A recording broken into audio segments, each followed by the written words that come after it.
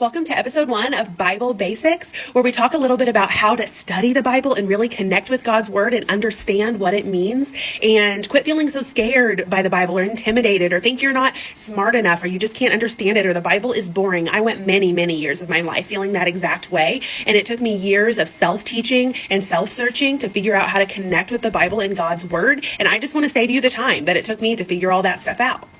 To have a true relationship with God, it is imperative and crucial that we set His Word, the Bible, as our number one priority. So I do have to start this entire series with a challenge that if you are not reading the Bible and you are not consistently reading the Bible, God's Word, then I do challenge you to consider putting a slight pause on prioritizing those Christian podcasts, those Christian books, those devotionals. I'm not saying they're not wonderful, but they are through the voice of another human being. And if you aren't prioritizing God's voice and His Word over those things, then it's like replacing a true, nourishing, sustaining meal of God's Word with snacks all day long. I've done the same. You snack all day long, and because you're snacking, you don't end up wanting dinner. And it's just not true nourishment. You end up hungrier sooner, and that is how God feels about His Word. And then these other things, those other things are supplemental. So I challenge you to really prioritize digging into God's Word and then letting those other things reinvigorate you and come alongside His Word.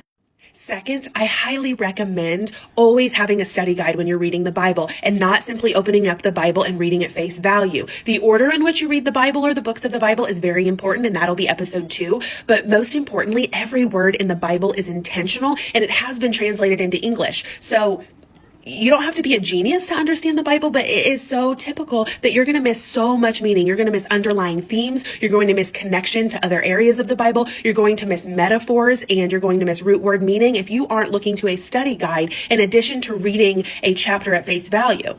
My favorite study guide is Enduring Word by David Guzik. I use the online free version, and what I love about it is that it not only has every verse and word in the Bible, but then it does root word translation meaning. There aren't always perfect translations into English, and if you know the Hebrew root word, it adds so much more context to what that word meant. It connects to other people and stories in the Bible, metaphors for how it applies to us, God's character, our character, biblical theology, so people like Charles Spurgeon giving their input. Lean into that hard work that other people have done for you to truly understand Him.